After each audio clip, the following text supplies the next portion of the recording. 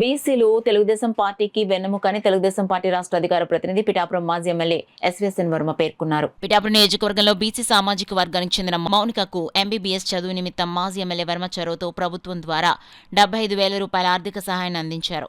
అదేవిధంగా మరొక 50,000 రూపాయలు అందజేస్తారని మాజీ ఎమ్మెల్యే వర్మ మౌనికకు హామీ ఇచ్చారు. ఈ కార్యక్రమంలో తెలుగుదేశం పార్టీ పిఠాపురం పట్టణ అధ్యక్షుడు బొజ్జ సతీష్, తెలుగుదేశం పార్టీ మహిళా విభాగం అధ్యక్షురాలు పొన్నాడ గంగా భవాని తదితరులు పాల్గొన్నారు. కలెక్టర్ గారు చెప్పి ఒక 75,000 ఫీజు పెంచడం జరిగింది. అదే కాకుండా మళ్ళీ ఫీజు టర్మ్కి ఇంకొక 50,000 ఆర్థిక సహాయం చేస్తానని చెప్పి నేను తెలియజేస్తా ఉన్నా.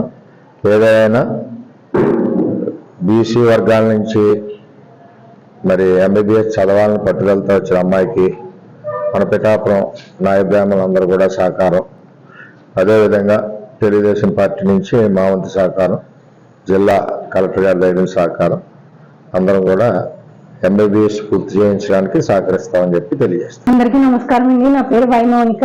నేను పిఠాపురం నియోజకవర్గం ఇంద్రానగర్ లో ఉంటున్నాను. నేను బీసీ వర్గం నాయబ్రాహ్మణ వర్గానికి చెందినదాన్ని. నేను ఎంబీబీఎస్ 3వ సంవత్సరం జిఎస్ఆర్ మెడికల్ కాలేజ్ రాజమహేంద్రవరంలో చదువుతున్నాను.